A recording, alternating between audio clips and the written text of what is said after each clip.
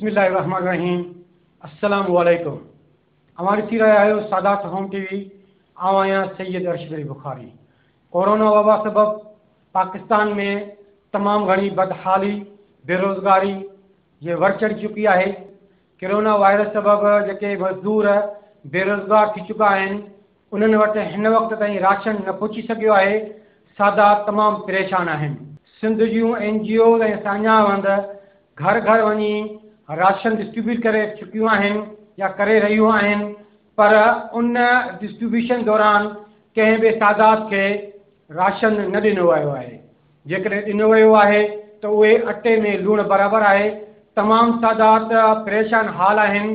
न हुननि वटि खाइण लाइ को राशन आहे, ज़िलो इंतिज़ामिया हुजे या ॿी गवर्नमेंट, पर पोइ बि सादातनि खे को राशन या को रिलीफ न मिली चुको आहे। सादात मथां फितरो ज़कात हराम आहे।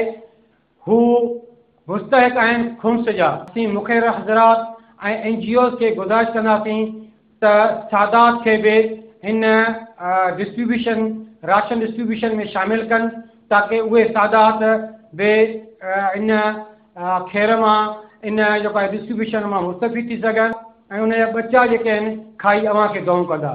कोरोना वायरस सबबि सिंध जा सादात तमामु परेशान हाल आहिनि। इन सिलसिले में सिंध एसोसिएशन जा सेक्रेटरी जनरल सैयद सादिक शाह मासूमी वीडियो लिंक ते मौजूदु आहिनि। जी सैयद सादिक शाह, सिंध जा सादात तमामु परेशान हाल आहिनि। इन सिलसिले में सिंध एसोसिएशन जेका आहे उहा केसिताईं कमु करे चुकी आहे ऐं उहा डिस्ट्रीब्यूशन केसिताईं करे चुकी आहे। बिस्मिल्लाहिर्रहमानिर्रहीम।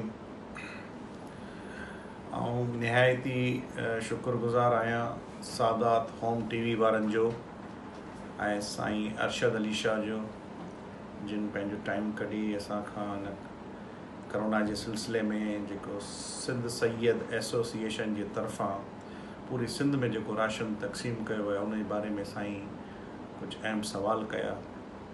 ऐं साईं जिन जो इहो बि हुयो त काफ़ी सैयद जिन खे राशन न मिली सघियो आहे, त साईं क़िबला अर्ज़ु इहो आहे जो असां तक़रीबन ज़िलई लेवल ऐं तालका लेवल ते सिंध सैयद एसोसिएशन मुतहरक थी कमु कयो।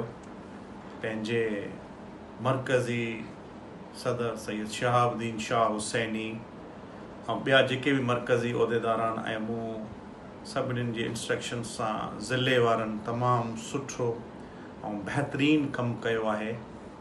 उन्हनि जी तारीफ़ उन्हनि जी क़ाबिल तारीफ़ आहिनि उहे सभई। ज़ाहिरीन इमाम हुसैन अलैहिस्सलाम जॾहिं सखर करंटीना सेंटर ते पहुता त सिंध सब एसोसिएशन सखर जी टीम उन जी ख़िदमत लाइ फौरन पहुती। असांजे नाज़रीन खे ॿुधाईंदा। ख़ुसूसन तव्हांखे ख़बर हूंदी जॾहिं कोरोना जो जेको इहो वबा जॾहिं स्टार्ट थी त पहिरियों जेको असांजो सिंध सैयद एसोसिएशन जेको ऑपरेशन हुयो, जेको स्टार्ट थियो हुयो, जेके बि ज़ाइरीन उतां आया ईरान मां, उते असां वॾो किरदारु अदा कयोसीं, जंहिंमें असांजो डिस्ट्रिक्ट प्रेसिडेंट सैयद हसन अली शाह उर्फ़ बाबू शाह जन तमामु सुठो वर्किंग कई पंहिंजी टीम सां गॾिजी। उन में मरकज़ी क़यादत बि उन्हनि सां क़दम क़दम में गॾु हुई हर उन में, ऐं उन्हनि तमामु उते जेके बि ज़ाइरीन उन्हनि जी ॾाढी मदद कई। ऐं उन खां पोइ वरी उते साईं वारनि ग़रीब सादातनि में राशन बि तक़सीम करायो, जंहिंमें उतां जा काफ़ी सरहदी वारा सादातनि बि साईं जी हेल्प कई, प्लस में मरकज़ ऐं ॿिए हंधा सभिनीनि मिली करे। उनखां बाद में असांजो step by step Hyderabad division में उते जेके बि डिस्ट्रिक्ट्स आहिनि, हैदराबाद असांजा पंहिंजो पटियारी डिस्ट्रिक्ट्स, अलाह तव्हांखे ॾेखी ॾिए, उनखां पोइ बदीन में, उनखां पोइ असांजा जेके बि टंडो मोहम्मद ख़ान जेके बि असांजा डिस्ट्रिक्ट्स आहिनि उनमें सभिनी में राशन जी तक़सीम कयो वियो।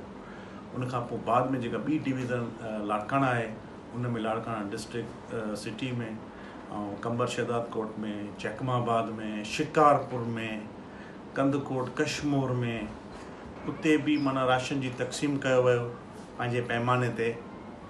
ऐं अलाह तव्हांखे नेकी ॾिए, उनखां पोइ सखर में तव्हांखे सखर डिवीज़न में बि उते बि डिस्ट्रिक्ट सखर में बि राशन जो सॼो सिस्टम हलायो वियो। खैरपुर में, उनखां पोइ ॿिया जेके इलाइक़ा हुया उते डिस्ट्रिक्ट्स पंहिंजा घोटकी में, ॾहरकी में, उनखां पोइ काफ़ी तालके लेवल ते असां राशन जी तक़सीम कईसीं। उन में असां सां ॿिया गॾु सादात, ॿियूं कुझु तंज़ीमूं, कुझु अहिड़ा वॉलंटियर्स असां सां गॾिजी उन्हनि बि असां सां हेल्प कई, बाक़ाइदा उते सईदनि जी मदद कईसीं।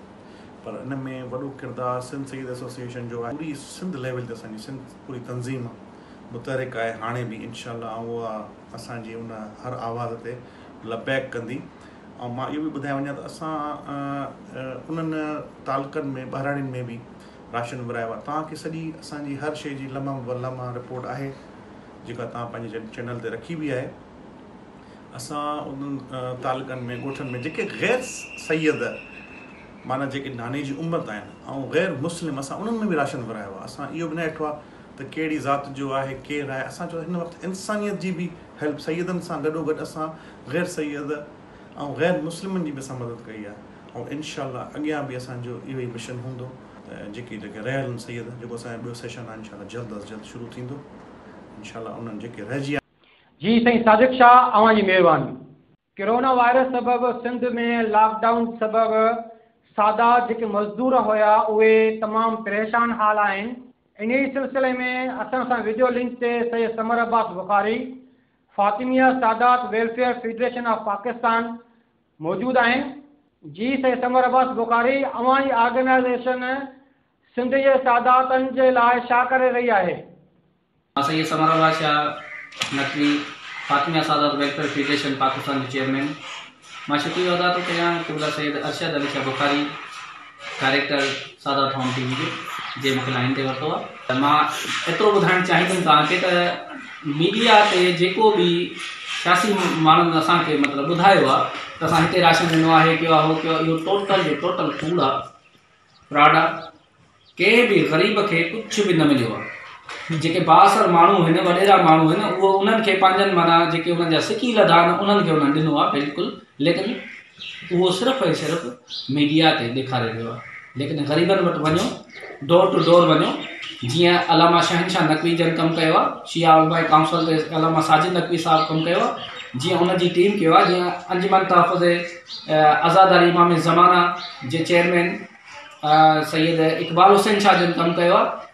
मुंहिंजो मिसाल तव्हांजे साम्हूं आहे। सैयद समर अब्बास शाह जी जेकी बि तंज़ीम जा वर्कर आहिनि पूरे पाकिस्तान बल्कि पूरे वर्ल्ड में, तव्हां ॾिसो असां डोर टू डोर कमु कयो आहे। Fatimia Saadat Welfare Federation of Pakistan जी प्लेटफॉर्म ते असां अमली कमु कयो आहे। असां फोटो सेशन न कई आहे। असां ग़रीबनि जो असां वटि अहसासु आहे। जेके वीचारा रोज़ कमाइण वारा आहिनि, रोज़ खाइण वारा आहिनि, हिन महिल उहे बदुआऊं था वेठा ॾियनि। तव्हांजो हुननि खे बंदि करे रखियो आहे, हुननि हुकूमत जी इज़त रखी आहे, हो पंहिंजे घरनि में आहिनि, पर उन्हनि खे राशन ॾियो, हुननि जी मदद त कयो न। सुभाणे रोडनि ते माण्हू निकिरी ईंदा, पोइ तव्हां राशन ॾींदव। कोरोना वायरस जी आड़ में तव्हांजी त अलाह ॿुधी आहे ऐं तव्हां पंहिंजा घर था भरणु चाहियो त महिरबानी कयो, जेकॾहिं तव्हांजी इहा ई नियत आहे त इहे मुसीबतूं ईंदियूं रहंदियूं। हीअ थोरी आहे, इन खां वधीक अञा मुसीबत ईंदी। पर अवाम खे ख़ुदा जे वास्ते अवाम सां सही हलो। हिन अवाम तव्हांखे वोट ॾिनो आहे। हिन अवाम जी सैयद समर अब्बास बुखारी, अवां जी महिरबानी। लॉकडाउन सबबि सिंध जा मज़दूर बेरोज़गार थी चुका आहिनि। उहे हिननि जे घरनि में को बि राशन कोन्हे को, तमामु परेशान हाल आहिनि। असां सां वीडियो लिंक ते सैयद जानीशा अॻवान आल Syed Welfare Organisation video link ते मौजूदु आहिनि। जी सैयद जानीशा, अवां जी ऑर्गेनाइज़ेशन सादातनि जे लाइ छा करे रही आहे? असांजी तंज़ीम जेको कमु करे रही आहे उन में असांजा उहिदेदार, असांजा हमदर्द साथी, असांजा सैयद अल्हम्दुलिल्लाह सिंध में मुख़्तलिफ़ जॻहियुनि ते ग़रीब ऐं मजबूर जेके बेवस सैयद आहिनि फ़ाक़ा कशी कटे रहिया आहिनि। उन काफ़ी सादातनि ताईं असांजे जिते जिते जंहिंजी पहच आहे उन्हनि पंहिंजे तरफ़ां राशन पहुचाए ॾिनो आहे। ऐं अञा बि असां कोशिशि कयूं पिया ऐं पंहिंजे वस वारनि सैयदनि खे अर्ज़ु रखूं पिया त बाबा हिन ॾुखी घड़ीअ में, हिन लॉकडाउन वायरस जे हिन सिलसिले में जेके परेशान सैयद आहिनि उन्हनि खे राशन पहुचायो वञे ऐं पहुचाए ॾियूं। ऐं जेको हिन सिलसिले में सादात होम टीवी जेको कमु करे रही आहे माशाअल्लाह तमामु ज़बरदस्त ऐं ग़रीब पुठिते पियल सादातनि जो आवाज़ु ऐवाननि ताईं पहुचाए थी। ऐं इन खां पोइ आऊं सभिनी सैयदनि खे अपील थो कयां त महिरबानी करे ख़ुदारा जेके असांजा ग़रीब मजबूर फाकाकशीअ में सैयद आहिनि उन्हनि खे असांजा MP MNA ऐं बेरोग्रेड सीटनि ते मौजूदु आहिनि, चाहे सियासी या प्राइवेट कंपनियुनि में सैयद आहिनि, जेके सरमाएदार सादात आहिनि, महिरबानी करे जेके पुठिते पियल ग़रीब मजबूर सादात आहिनि उन्हनि खे राशन ॾीन। ऐं जिते जिते इलाइक़े में ग़रीब सादात रहनि था उते जे वसवारनि खे, उते जे सरमाएदार सादातनि खे ऐं इहा अपील थो करियां त महिरबानी करे उन्हनि खे राशन ॾिनो वञे, उनजी मदद कई। जी सैयद जानी शाह, अवांजी महिरबानी।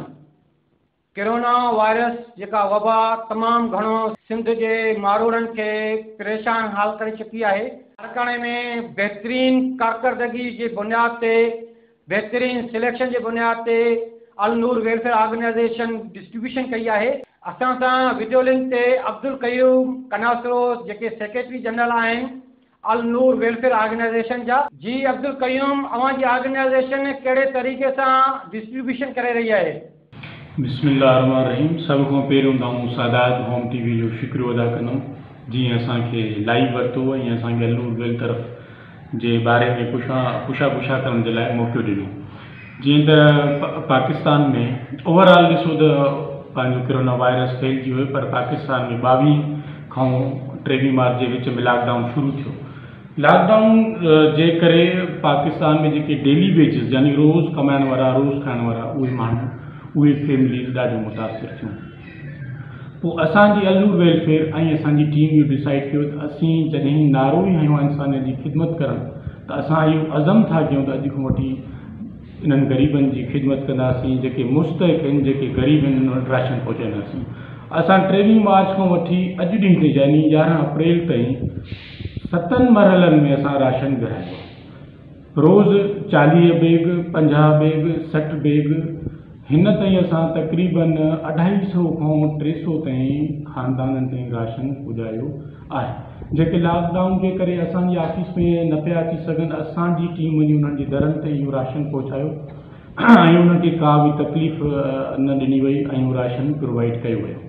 ऐं तक़रीबन असांजे हिकिड़े बैग में 10 खां 12 ॾींहंनि जो हिकिड़े बैग में राशन विधो वियो, जंहिंमें रोज़ डेली बेसिस ते जेके बि घर में शयूं खाधियूं वेंदियूं आहिनि उहे सॼियूं हिन बैग में पैक कयूं वयूं अल नूर वेलफेयर जी तरफ़ां। अल नूर वेलफेयर ऑर्गेनाइजेशन जे प्लेटफॉर्म तां सादातनि खे बि राशन ॾिनो वियो आहे।